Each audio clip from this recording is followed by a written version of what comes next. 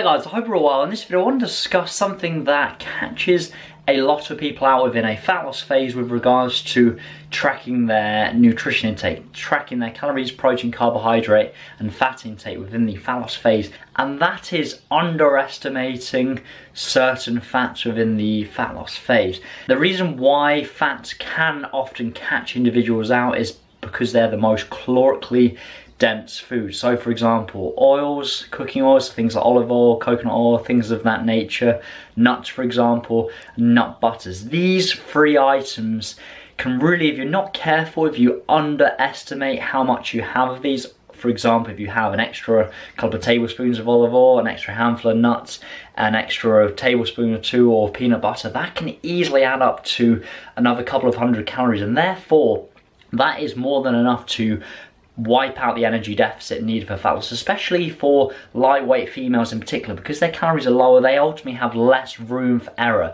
So this is really where you need to be careful. Whereas for example with carbohydrates, for you to go over by another couple hundred calories, you'd need to eat quite significantly more amount of food. However, with these fats, because they're so calorically dense, it can just be a small tiny amount. As I mentioned, another couple of tablespoons of olive oil, peanut butter, extra handful of nuts. This can really wipe out the energy deficit needed for fat loss. So when consuming your dietary fat intake, if you're consuming any of these foods, make sure you're really trying to be as accurate as possible with regards to your measurements, because this can cause a big problem, because you may become frustrated with tracking your food intake because you think that you're meeting your daily nutrition targets but you're not seeing any progress. And this may be why, because you're underestimating some of these dietary fats. You're not realizing that an extra tablespoon, a couple of tablespoons can really make a significant difference to the total amount of calories you're eating each day, and therefore this can easily wipe out the energy deficit needed for fat loss. So just be conscious of these fats in particular when tracking your food intake within the fat loss phase. So thank you very much for watching. Like the video if you enjoyed it, and subscribe to the channel if you haven't already,